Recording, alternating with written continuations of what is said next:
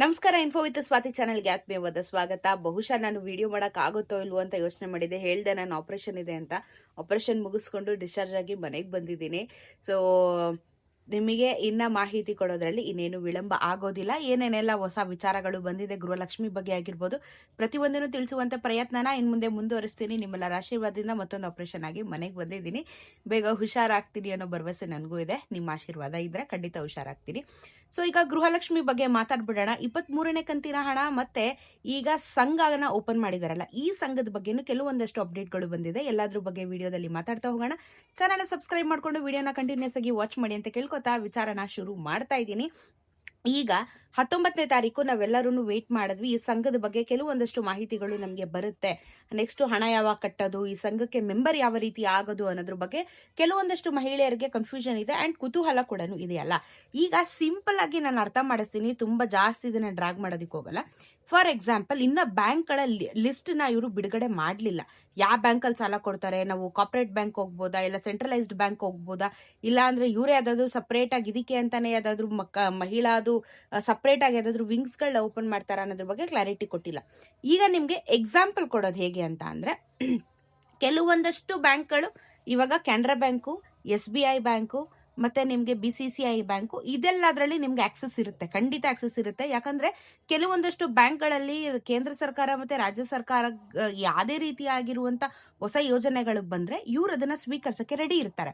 So ಈಗ ಈ ಬ್ಯಾಂಕ್ಗಳಲ್ಲಿ ನೀವು ಹೋಗಿ ಅಪ್ಲಿಕೇಶನ್ ಹಾಕ್ಬೋದು. ಇನ್ನೂ ಕೆಲವೊಂದಷ್ಟು ಬ್ಯಾಂಕ್ ಲಿಸ್ಟ್ಗಳನ್ನ ಬಿಡುಗಡೆ ಮಾಡಬೇಕು. ಸದ್ಯದ ಮಟ್ಟದಲ್ಲಿ ಇಷ್ಟೇ ಹೇಳಿದ್ದಾರೆ, ಒಂದು 3 ಬ್ಯಾಂಕ್ಗಳನ್ನ ಹೇಳಿದ್ದಾರೆ. ನಿಮ್ಗೆ state bank of India, Canara bank ನಿಮ್ಮೆಲ್ರಿಗೂ ಜನರಲಿ ಎಲ್ಲರೂ ಯೂಸ್ ಮಾಡುವಂತ ಬ್ಯಾಂಕೇನೆ. ಸೊ ಇಲ್ಲೂ ಕೂಡ ಆಕ್ಸೆಸ್ ಕೊಟ್ಟಿದ್ದಾರೆ. ನೀವೇನ್ ಮಾಡ್ಬೇಕು, ಈ ಸಂಘಕ್ಕೆ ಮೆಂಬರ್ ಆಗೋದಿಕ್ಕೆ ಅಥವಾ ನೀವು ಫಲಾನುಭವಿಗಳು ಆಗ್ಬೇಕು ಅಂತ ಅಂದ್ರೆ ನೀವು 1,000 ರೂಪಾಯಿನ ಪೇ ಮಾಡ್ಬೇಕಾಗತ್ತೆ. ಈ ಬ್ಯಾಂಕ್ಗಳಲ್ಲಿ ಏನ್ ಮಾಡ್ತಾರೆ, ಇವಾಗ ATMಗೆ ಕ್ರೆಡಿಟ್ ಕಾರ್ಡ್ ಬೇಕಾಗಿರೋರಿಗೆ, ಚೆಕ್ ಡೆಪಾಸಿಟ್ ಅವ್ರಿಗೆ ಸಪ್ರೇಟ್ ಆಗಿ ಒಂದು ಭಾಗಗಳನ್ನ ಮಾಡಿರ್ತಾರಲ್ವಾ ಬ್ಯಾಂಕ್ ಅಲ್ಲಿ, ಅದೇ ರೀತಿ ಈ ಗೃಹಲಕ್ಷ್ಮಿ ಸಂಘಕ್ಕೆ ಅಂತ ಹೇಳ್ಬಿಟ್ಟು ಸಪರೇಟ್ ಆಗಿ ಒಂದು ವಿಂಗ್ ನ ಮಾಡಿದ್ದಾರೆ. ಈ ವಿಂಗ್ಗೆ ನೀವು ನಿಮ್ಮ ಗೃಹಲಕ್ಷ್ಮಿಗೆ ಹಾಕಿದಾಗ ನೀವು ಒಂದು ಅಪ್ಲಿಕೇಶನ್ ನಂಬರ್ ಕೊಟ್ಟಿದ್ರಲ್ಲ, ಈ ಅಪ್ಲಿಕೇಶನ್ ನಂಬರು, ರೇಷನ್ ಕಾರ್ಡು, ನಿಮ್ PAN card, Aadhaar card, bank passbook ಇಷ್ಟು ತಗೊಂಡೋಗ್ಬಿಟ್ಟು ಆ ವಿಂಗ್ಗೆ ಹೋಗಿ ನೀವು ಈ ಒಂದು ಗೃಹಲಕ್ಷ್ಮಿ ಸಂಘಕ್ಕೆ ನಾನು ಮೆಂಬರ್ ಆಗ್ತೀನಿ, ನನಗೆ ಸಾಲ ಬೇಕು, ಇವಾಗ ನಿಮ್ಗೆ 50,000ದಿಂದ 3 ಲಕ್ಷದವರೆಗೂ ಸಾಲ ಕೊಡ್ತಾ ಇದ್ದಾರೆ, ಇದಕ್ಕೆ ನಾನು ಮೆಂಬರ್ ಆಗ್ತೀನಿ ಅಂತ ಹೇಳಿ 1,000 ರೂಪಾಯಿನ ನೀವು ಡೆಪಾಸಿಟ್ ಮಾಡ್ಬೇಕಾಗತ್ತೆ.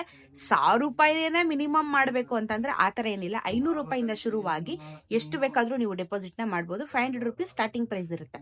ಈ 28ನೇ ತಾರೀಕಿಂದ ನೀವು ಈ ಡೆಪಾಸಿಟ್ ಮಾಡ್ಲಿಕ್ಕೆ ಶುರು ಮಾಡಬಹುದು ಅಂತ ಕೂಡ ತಿಳಿಸಿದ್ದಾರೆ ಲಕ್ಷ್ಮೀ ಹೆಬ್ಬಾಳ್ಕರ್ ಅವರು. ಸೊ ಹಾಗಾಗಿ 28ನೇ ತಾರೀಕಿಂದ ನೀವೇನಾದ್ರೂ ಗೃಹಲಕ್ಷ್ಮಿ ಹಣನ ಈ ಒಂದು ಸಂಘಕ್ಕೆ ಕಟ್ಟಿ, ನಾನು ಇದರಿಂದ ನನಗೆ ಇಂಡಿವಿಜುವಲ್ ಆಗಿ ನಾನು ಇರಬೇಕು, ನಾನೇನೋ ಒಂದು ಸಣ್ಣ ಪುಟ್ಟ ಕೆಲಸಗಳನ್ನ ಶುರು ಮಾಡಬೇಕು, ನನಗೆ ಸಾಲ ಬೇಕು ಅಂತಂದ್ರೆ ಈ ಸಂಘಕ್ಕೆ ನೀವು ದುಡ್ಡು ಕಟ್ಟಿ ಮೆಂಬರ್ ಆಗ್ಬೇಕಾಗತ್ತೆ. ಇದು ಒಂದು ಇನ್ವೆಸ್ಟ್ಮೆಂಟ್ ಅಂತ ಅನ್ಕೊಳ್ಳಿ. ಈ ಇನ್ವೆಸ್ಟ್ಮೆಂಟ್ ಅಲ್ಲಿ ಅಥವಾ ಶೇರ್ ಹೋಲ್ಡರ್ ಅಂತಾನೂ ಕರೀತಾರೆ. ಸೊ ಈ ರೀತಿ ನೀವು ಇನ್ವೆಸ್ಟ್ ಮಾಡಿ ರಿಜಿಸ್ಟರ್ ಮಾಡ್ಕೊಂಡ್ರೆ ನಿಮಗೆ ಮುಂದಿನ ದಿನಗಳಲ್ಲಿ ಸಾಲ ಸಿಗುತ್ತೆ. ಸೊ ಸದ್ಯದ ಮಟ್ಟದಲ್ಲಿ ಇಷ್ಟೇ ಅಪ್ಡೇಟ್ ಇರೋದು. ಇದು ಒಂದು ಕಂಪ್ಲೀಟ್ ಆಗಿ ಬ್ಯಾಂಕ್ದು ಇವಾಗ ಸದ್ಯಕ್ಕೆ 3 ಬ್ಯಾಂಕ್ ಹೇಳಿದ್ದಾರೆ, ಒಂದು BCCI, ಕೆನರಾ ಬ್ಯಾಂಕು, SBI. ಮಿಕ್ಕಿರುವಂತ ಬ್ಯಾಂಕ್ಗಳಲ್ಲಿ ಏನಾದ್ರು ಕೊಡ್ತಾರಾ ಅಥವಾ ಬೇರೆ ಯಾವ್ದಾದ್ರು ಬ್ಯಾಂಕ್ಗಳಿಗೆ ಹೋಗ್ಬೇಕಾ, ಈ ಹಳ್ಳಿ ಪ್ರದೇಶಗಳಲ್ಲಿ ಪರ್ಟಿಕ್ಯುಲರ್ ಆಗಿ ಯಾವ್ದಾದ್ರು ಬ್ಯಾಂಕಿಗೆ ಹೋಗೋ ಅವಕಾಶ ಇದೆಯಾ, ಅದ್ರ ಬಗ್ಗೆ ಏನಾದ್ರು ವಿಡಿಯೋನ ಖಂಡಿತ ನಾನು ಮಾಡಿ ಹೇಳ್ತೀನಿ. ಯಾಕಂದ್ರೆ ಅದ್ರ ಬಗ್ಗೆ ಅಪ್ಡೇಟ್ ಬಂದಿಲ್ಲ. ಅಪ್ಡೇಟ್ ಬಂದಾಗ ನಾನು ವಿಡಿಯೋ ಮಾಡಿ ಹೇಳುವಂತ ಪ್ರಯತ್ನ ಖಂಡಿತ ನಿಮಗೆ ಮಾಡ್ತೀನಿ.